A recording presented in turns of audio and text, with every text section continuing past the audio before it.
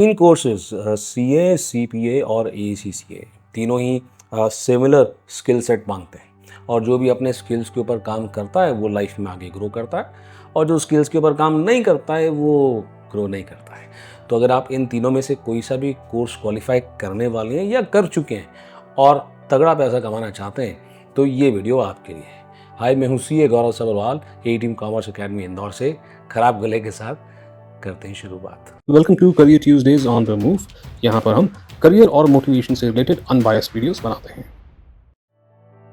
Welcome back. तीनों ही courses CA, CPA और ACCA same fields हैं, अकाउंट्स एंड ऑडिट, और तीनों ही सिमिलर प्रोफाइल्स के अंदर काम करते हैं। करेक्शन, तीनों ही सिमिलर प्रोफाइल्स के लिए compete करते हैं। अब ये बोलना तो ठीक नहीं होगा कि एक कोर्स दूसरे कोर्स से बेटर है, तीनों ही कोर्स अच्छे हैं।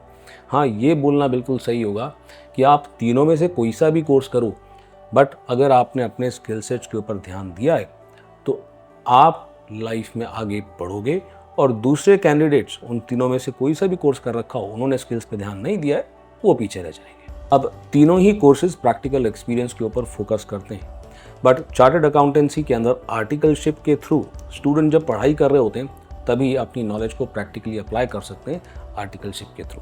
अब ये ऑप्शन एसीसीए के पास भी होता है, बट यूजुअली एसीसीए स्टूडेंट्स पढ़ाई के साथ प्रैक्टिकल एक्सपीरियंस शुरू करते नहीं हैं, यूजुअली वो क्वालिफाई करने के बाद ही शुरू करते हैं। तो यहाँ पर एक ऐसा चार्टर्ड अकाउंटेंट जो अपनी आर्टिकलशिप को सीरियसली ले रहा है और बहुत सारी चीज़ें उसके अंदर सीख रहा है, उसके पास एक सर्टन एडवांटेज हो सकता है in terms of skills as compared to ACCA and CPA. और यही स्किल्स मैटर करते हैं कि आपको आगे जाकर के प्रमोशन मिलेगा या नहीं मिलेगा, कम सैलरी मिलेगी, ज़्यादा सैलरी मिलेगी। आइए बिना किसी देरी के आपके साथ में शेयर करूंगा 6 ऐसे स्किल्स जो आपको सीखना बेहद ज़रूरी है अगर आपको अपने करियर में ग्रो करना है तो। और में से कुछ ऐसे स्किल्स हैं जो आर्टिकलशिप में या प्रैक्टिकल एक्सपीरियंस में कवर नहीं होते हैं, आपको खुद से इनके ऊपर काम करना होता है। Let's get started with skill number 1 which is data analytics. हमारे ज़माने में, यानी कि जब मैं चार्टर्ड अकाउंटेंट बना था 2008 के आसपास, तब हम माइक्रोसॉफ्ट एक्सेल का बहुत यूज़ करते थे। इसमें मैक्रोस का इस्तेमाल करते थे छोटे छोटे प्रोसेसेस को ऑटोमेट करने के लिए, और मैक्रोस को ऑपरेट करने के लिए विजुअल बेसिक प्रोग्रामिंग लैंग्वेज का इस्तेमाल करते थे और हमें सीखना पड़ता था उस चीज़ को। मगर जहाँ पर भी ह्यूज चंक्स ऑफ डेटा को प्रोसेस करना होता था, जैसे इंटरनल ऑडिट के अंदर, तो वहाँ पर माइक्रोसॉफ्ट एक्सेस और साथ साथ में एसक्यूएल लैंग्वेज की नॉलेज भी होना बेहद ज़रूरी हो जाता। और इस नॉलेज के लोग तभी भी बहुत कम थे, अभी भी कम है। अब समय बदल चुका है।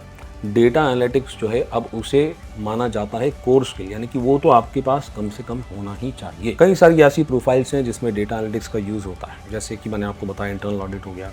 कई कई कंपनी के अंदर फाइनेंशियल कंट्रोलिंग प्रोफाइल्स होती हैं, उसके अंदर डेटा एनालिटिक्स का यूज़ होता है।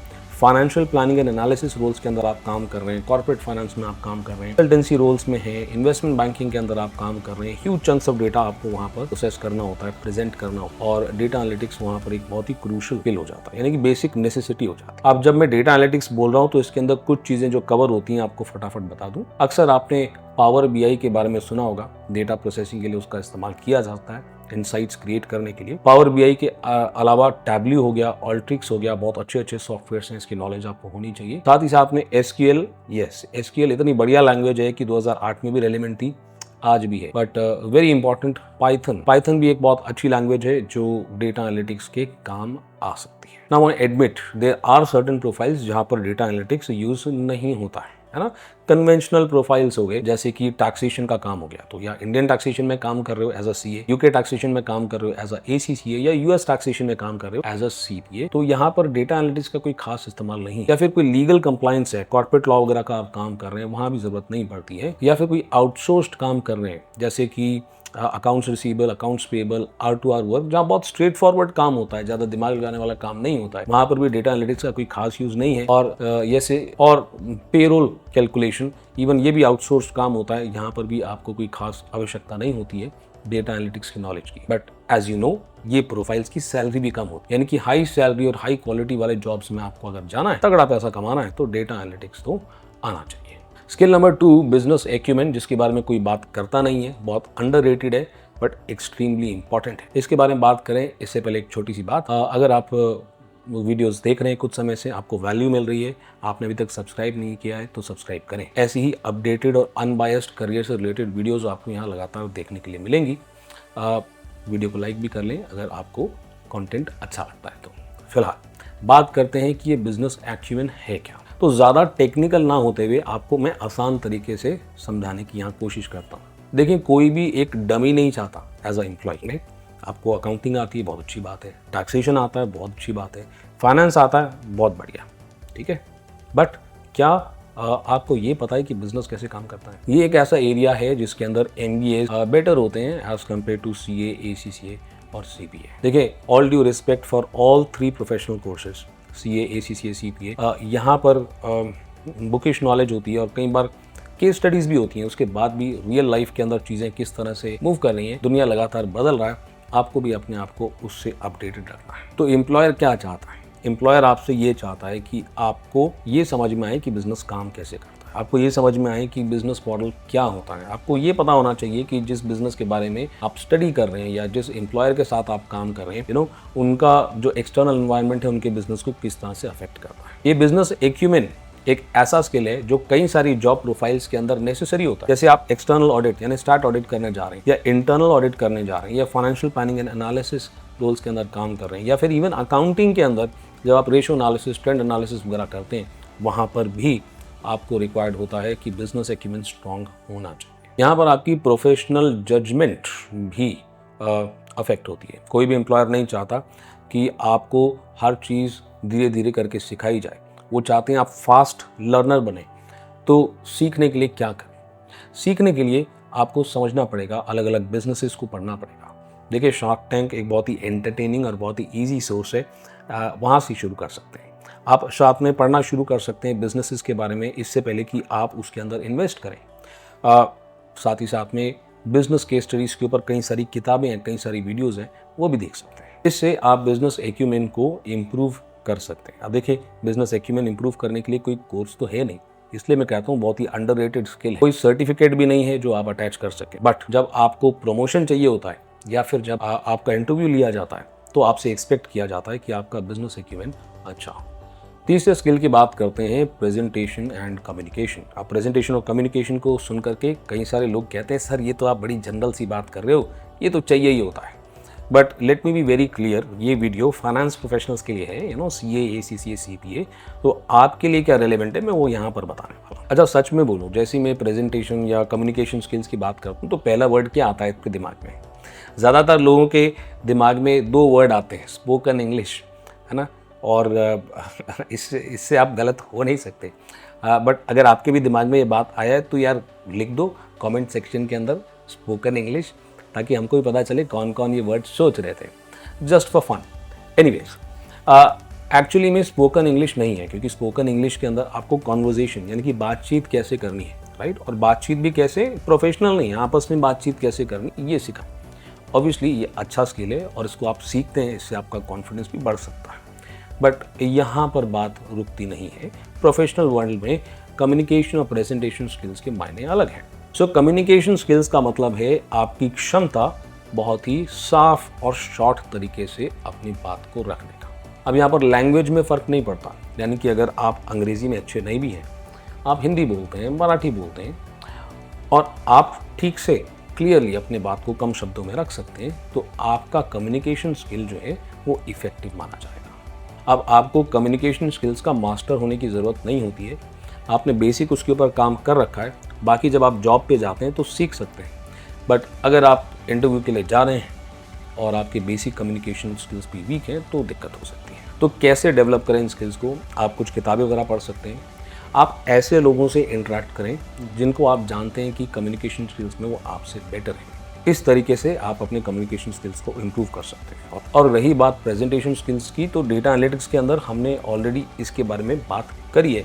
तो डेटा एनालिटिक्स आपको टूल्स प्रोवाइड करता है जिससे कि आप प्रेजेंटेशंस वगैरह बना सकें।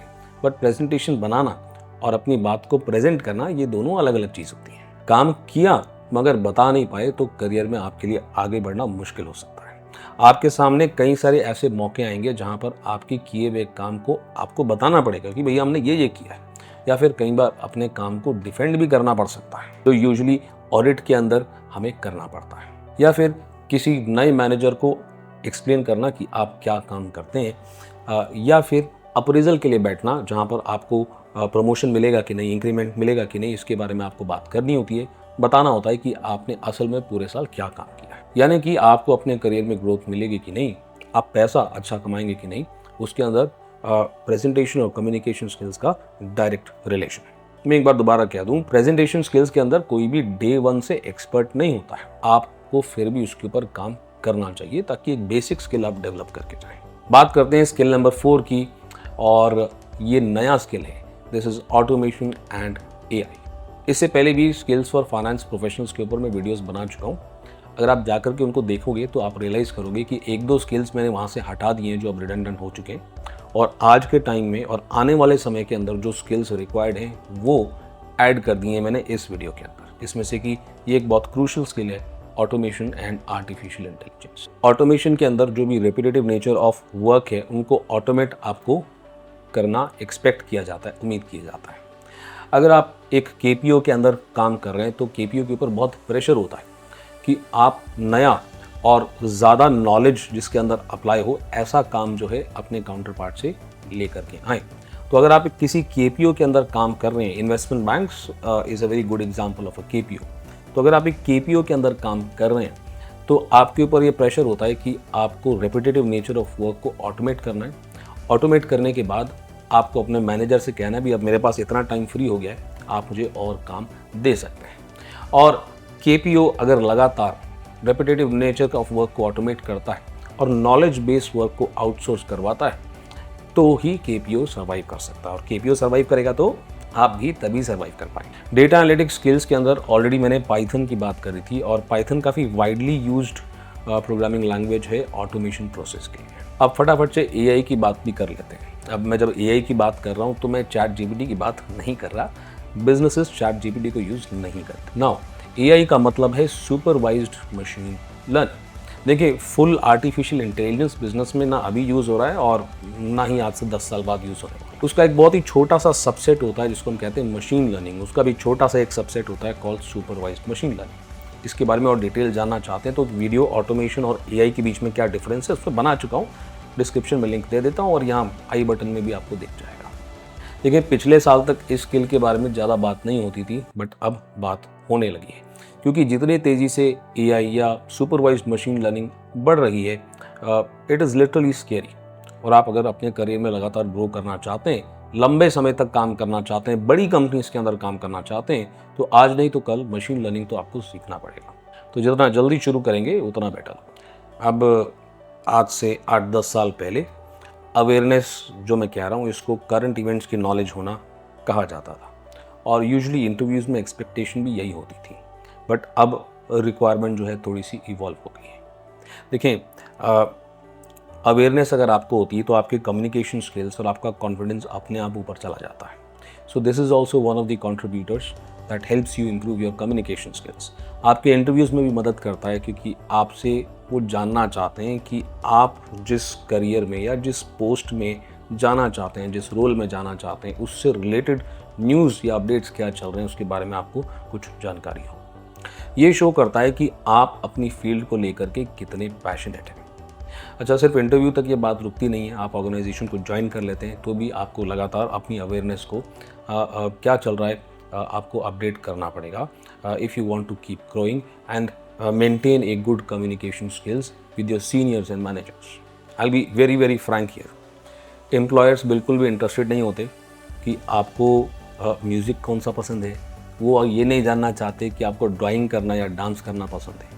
वो ये जानना चाहते हैं कि जिस फील्ड ऑफ वर्क के अंदर आप आ रहे हैं उसके बारे में आपको जानकारी है कि नहीं।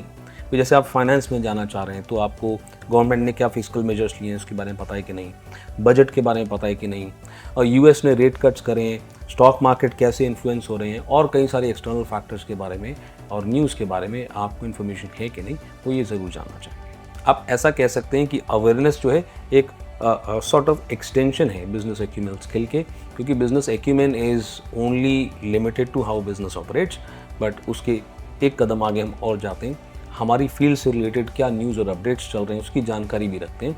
तो ये आपका अवेयरनेस के अंदर आ जाता है। तो अब अगली बार इंटरव्यू के लिए जाएंगे तो रिसर्च करें कि जिस कंपनी के लिए आप इंटरव्यू के लिए जा रहे हैं उनका क्या बिजनेस है, उसका इंडस्ट्री का क्या कंडीशन है, फ्यूचर ग्रोथ की क्या पॉसिबिलिटीज़ हैं, ये नॉलेज आपसे एक्सपेक्ट करी जाती है, एटलीस्ट बड़ी कंपनीज में। एंड फाइनली आखिरी और सबसे crucial skill which is problem solving. अब ये ऐसा स्किल है जो आपके करियर के अंदर आपको बहुत तगड़ी ग्रोथ देता है, ठीक है। और अगर आप नहीं चाहते कि आर्टिफिशियल इंटेलिजेंस आपको बीट कर दे तो आपको एक प्रॉब्लम सॉल्वर होना पड़ेगा। अगर तो आप आकर के प्रॉब्लम्स रिपोर्ट करते हो कि सर ये प्रॉब्लम आ गई, ये रिपोर्ट लेट हो गया, मेरा जूनियर काम नहीं कर रहा, ये डिपार्टमेंट डेटा नहीं दे रहा है, इस तरह से आकर के अपने सीनियर्स को प्रॉब्लम बताते हैं तो आप ग्रो नहीं कर पाएंगे। अगर आप अपने सीनियर्स को बताते हैं कि आपने इन प्रॉब्लम्स को कैसे निपटाया है तो आप तेज़ी से ग्रो कर सकते हैं। Let me explain further. देखिए, यहाँ पर आपको दो चीज़ें चाहिए, ठीक है, कि कैसे आप प्रॉब्लम सॉल्विंग के ऊपर काम कर सकते हैं। सबसे पहली बात तो ये है कि आपको लगातार सीखते रहना। डायनामिक एनवायरनमेंट है, चीज़ें बदलती रहती हैं, उससे अगर आप अडेप्ट करना चाहते हैं, नई प्रॉब्लम्स जो आज तक सॉल्व नहीं करी गई हैं उनको सॉल्व करना चाहते हैं, तो आपको लगातार सीखना ज़रूरी है। जब आप एक जूनियर होते हैं और आपके ऊपर बॉसेस होते हैं कई सारे, तो आप जो प्रॉब्लम्स फेस करते हैं वो अलग होती हैं। जब आप प्रमोट होते हैं, हायर पोजीशन पे जाते हैं, तो आपके सामने जो प्रॉब्लम्स होती हैं वो अलग प्रॉब्लम्स होती हैं। और जैसे कि मैंने पहले भी बात किया कि प्रोफेशनल जजमेंट ऐसी जगहों पे लगता है जहाँ पर एक प्रॉब्लम को सॉल्व करने के लिए कोई सेट रूल्स नहीं होते हैं। वो नई प्रॉब्लम्स होती हैं, उसे अपने एक्सपीरियंस और नॉलेज के बेस पे आप सॉल्व करते हैं, और यहीं पे एज अ ह्यूमन बीइंग हम आर्टिफिशियल इंटेलिजेंस से आगे होते हैं। और स्ट्रॉन्ग प्रोफेशनल जजमेंट के लिए, जैसा कि मैंने कहा, एक्सपीरियंस के साथ साथ नॉलेज भी आपकी अपडेटेड होनी चाहिए। दूसरी चीज़ जो आप कर सकते हैं in order to be a problem solver, वो है अपने एटीट्यूड के अंदर बदलाव लेकर के आना। इंतज़ार ना करें किसी का आपको ये बताने के लिए कि आपको क्या करना है आज। हम तो अपना काम करेंगे पर रिलैक्स कर लेंगे। देखिए, रिलैक्स करने में कुछ गलत नहीं है, काम करके रिलैक्स करना ही चाहिए, बट साथ ही साथ में आपको नए चैलेंजेस भी ढूंढने चाहिए। अगर आप रोज़ एक जैसा काम कर रहे हैं और उसमें कोई बदलाव नहीं है काफ़ी समय तक, तो ये आपके लिए बहुत ख़तरनाक हो सकता है, क्योंकि या तो आप गलत प्रोफाइल में, या तो आपका एटीट्यूड जो है वो ग्रो करने वाला नहीं है। तो अपने एग्जिस्टिंग काम को मैनेज करते हुए नए चैलेंजेस को ढूंढना, या फिर सीनियर्स जो काम कर रहे हैं उनको आसान कर देना, उनको सॉल्व करना, या कहना कि भाई अब ये काम भी हमें दे दें, यानी कि इनिशिएटिव शो करने से आप एक एटीट्यूड बिल्ड करना शुरू करते हैं। और यही चीज़ आपकी इंटरव्यू के अंदर भी कई सारे एम्प्लॉयर्स टेस्ट करते हैं। इवन एज अ फ्रेशर कि आपने कहीं काम नहीं किया तो सर फिर कैसे बिल्ड करें। तो आपको अपना डे टू डे लाइफ के अंदर भी इनिशिएटिव दिखाना चाहिए। एक घर पे रिस्पॉन्सिबिलिटीज़ ले लो, रेस्टोरेंट में दोस्तों के साथ गए तो ऑर्डर कर दो, आप ऑर्डर कर दो। तो अगर आप अपने एटीट्यूड में बदलाव लाते हैं और लगातार सीखते रहते हैं तो आप इवेंचुअली एक प्रॉब्लम सॉल्वर बन जाते हैं। आप ये नहीं कहते भाई हमको ये आता है और हम ये करेंगे, आप कहते हैं कि अब हमने ये सीख लिया, ये हमने करना सीख लिया, अब हम अगले चैलेंज की तरफ बढ़ेंगे, and we'll learn that also, we will solve that problem and then will move ahead. तो इस तरह का एटीट्यूड आप रखते हैं, अपनी नॉलेज को लगातार अपडेट करते हैं, तो आप बन जाते हैं प्रॉब्लम सॉल्वर। अब ये बहुत आसान तरीके से या सिंपल तरीके से मैंने आपको समझाने की कोशिश करी है। वैसे कुछ भी चीज़ आपको समझ में आई हो, आप थोड़ा बहुत भी इसके ऊपर काम करना शुरू करते हैं, इवेंचुअली आपको प्रैक्टिकल एक्सपीरियंस से समझ में आ जाएगा कि किस तरीके से आप एक प्रॉब्लम सॉल्वर हैं और दूसरे नहीं। मैं उम्मीद करता हूँ कि इस वीडियो से आपको कुछ इंसाइट मिली होगी। अगर आप ऑलरेडी इन क्वालिफिकेशंस को कर चुके हैं और इनमें से कुछ स्किल्स पे ध्यान दे चुके हैं तो कमेंट सेक्शन में बताएं कि हमने इन स्किल्स के ऊपर ध्यान दिया है और हमें इससे बेनिफिट मिला। आपको कुछ स्किल्स पे काम करना बाकी है तो मुझे कमेंट सेक्शन में ये भी बता दें कि ये स्किल्स के ऊपर हमने काम करना भी बाकी है। अगर आप एक स्टूडेंट हैं या फ्रेशर हैं तो इन स्किल्स के ऊपर काम तुरंत कर देना, 6 पे, ऐसा नहीं कि 1-2 पे हम काम करें, 6 के 6 स्किल्स के ऊपर काम करना आपके लिए बेहद ज़रूरी है। यानी कि इंटरव्यू के लिए अप्लाई कर रहे हैं, आपके पास फिलहाल समय है, you should start working on this skills as soon as possible. ये स्किल्स ऐसे हैं जो ना ही सिर्फ इंडिया में बट आपको ग्लोबली ग्रो करने में मदद करेंगे। एक बात आपको और बता दूं, आने वाले समय में कुछ वीडियोस और आ रही हैं, जैसे कि माइक्रो कोर्सेज इन फाइनेंस, ऐसे कोर्सेज जो आप 1 से 2 महीने में कर सकते हैं, 2 से 4 हज़ार का उसके अंदर खर्चा आता है और आपके करियर में वैल्यू ऐड कर सकते हैं। या फिर CFP, CWM या CFA कोर्स के बारे में वीडियोस आने वाली हैं, और CMA USA के कई सारे लेक्चर सीरीज़ भी मैं डालने वाला हूँ रिवीजन पॉइंट ऑफ व्यू से, वो भी आपको देखने के लिए मिल सकता है। तो सब्सक्राइब ज़रूर कर लें, और कम्युनिटी सेक्शन के अंदर जो मैं पोस्ट डालता हूँ, जो पोल्स डालता हूँ, उसके अंदर वोट भी करें ताकि जो वीडियो आप देखना चाहते हैं वो आपको पहले दिखे। मैं हूँ CA गौरव सब्रवाल और मैं आपसे मिलता हूँ अगली वीडियो।